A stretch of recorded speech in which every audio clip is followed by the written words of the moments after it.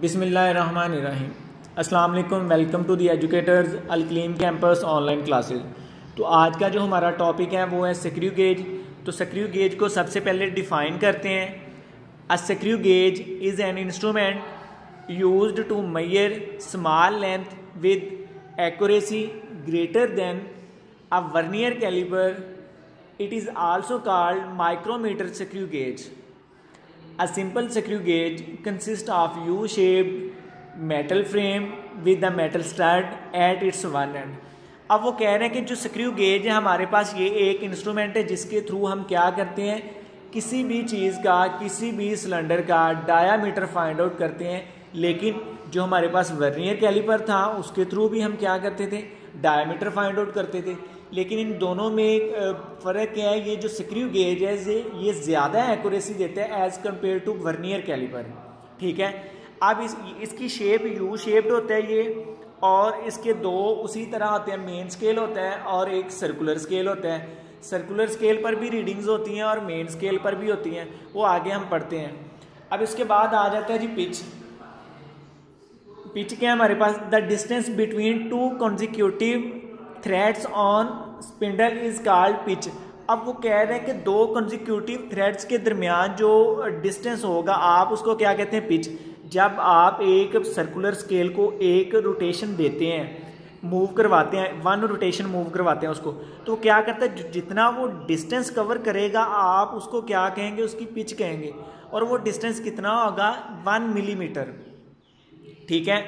अब उसके बाद नेक्स्ट हम पढ़ते हैं इसका लीस्ट काउंट क्या होता है। लीस्ट काउंट है जी pitch of screw gauge over number of division on circular scale. अब इसकी पिच कितनी है, जो हमने पहले पढ़ा है कि 1 मिलीमीटर है। उसके बाद number of division circular scale पर कितनी है, 100 नंबर ऑफ डिवीजन हैं सर्कुलर स्केल पर। ठीक है। तो अब हम अगर 1 को 100 के साथ डिवाइड करेंगे तो हमारे पास क्या आएगा, 0.01 मिलीमीटर। अब आप इससे चेक कर सकते हैं कि जो हमारे पास वर्नियर स्केल का जीरो एरर था वो कितना था, 0.1 मिलीमीटर, और ये क्या है 0.01 मिलीमीटर। मतलब ये 0.01 पॉइंट तक हमें एक्यूरेसी दे रहा है। ठीक है, ये उससे ज़्यादा एक्यूरेसी दे रहा है।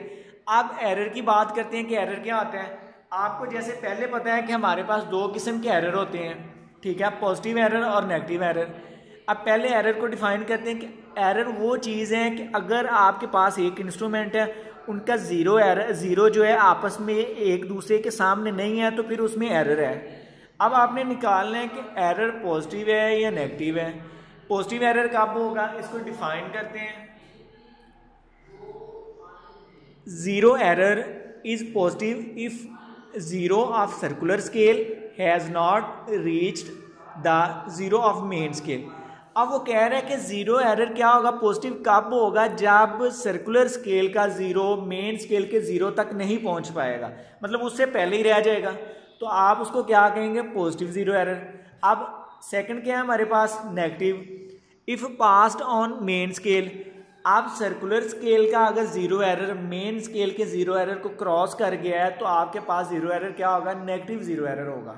ठीक है, ये था आज हमने पढ़ा स्क्रू गेज क्या होता है, कि एक ऐसा इंस्ट्रूमेंट है जिसके थ्रू आप किसी भी चीज़ का डायमीटर फाइंड आउट कर सकते हैं, और ये ज़्यादा एक्यूरेसी देता है as compare to vernier caliper.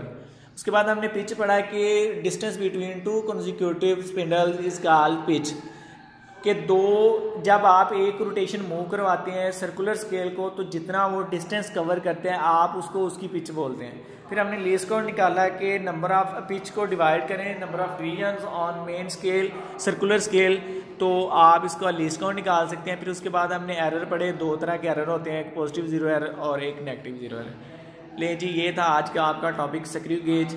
Thank you so much. Stay home, stay safe.